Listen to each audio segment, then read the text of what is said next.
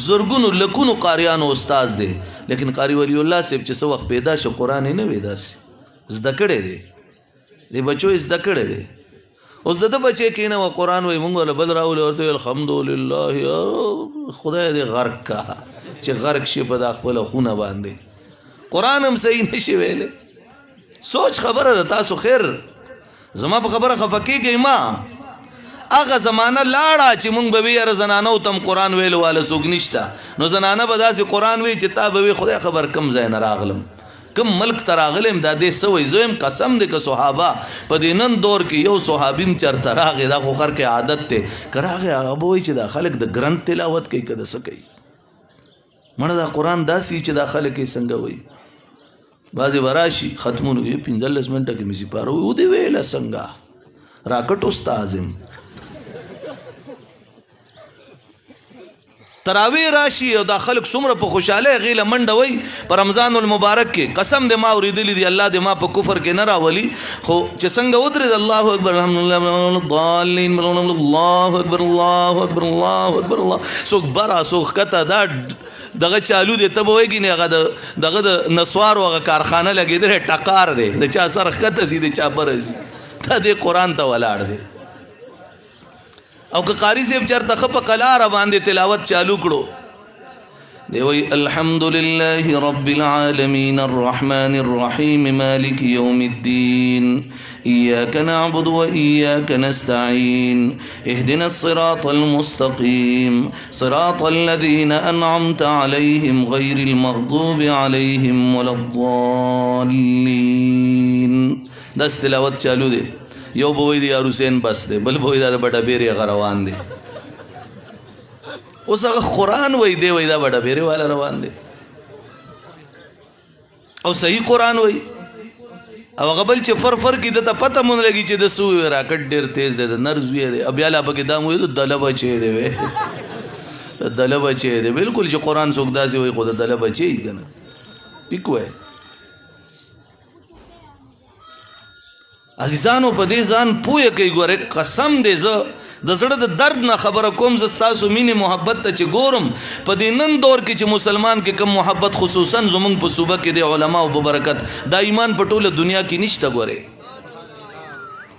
لیکن ور سره دا ویل غواړم چې تاسو کې دومره محبت ته چې تاسو کې اغه نوجوانانو سمشتا چې د نن یو 15 کاله مخ کې و پاغه د مولا داسې لګېدو لکه ټوپک چې په لګي نن هغه علما او تراغله د ولاړ د ناس ته د علما او بیانات او علما او تناس ته کوي هغه کې دومره تړپ پیدا شو د جنت دومره مینه پیدا شو او داغه قران بیا صحیح نه نو دا غریب بس کوي مړه جج لم چې څوک ورشي تاسو کتلې ته جج دغه تور شاغه آداب او خیال وساته تو شروع یاره جج صاحب خو یاره جج صاحب خو ما خو چې بس یو وګه در لراوړم چې لګ دې ځای و خرزیه باروزه وای به کنه وای داسې او ته الله ته ودرېږي ته ګډ وډ قران وای نو تاب الله معاف کی الله نه لوی جج کائنات کې بل شتا د ټول کائنات مالک او تا غسر بداسي اړمې چې بس ډکوسله دي ځان نه پودریان روان دي بس پودری روان دي الګه شاته بیا څنګه یا پوزه کې مو سره ګوته وې مستولاړي تاسو خو نه دي په کار کړه دا زه درد خبره کوم دا الله شکر ادا کوي چې الله درلدا سي قرآن او مدرسې درکړي دراشه زدکه دي کې 24 غنټه ته هر سکه نیمه غنټه خو کم از کم ورکوي ما ته قرآن صحیح کا ما بل ورځ په دې دغه کې دا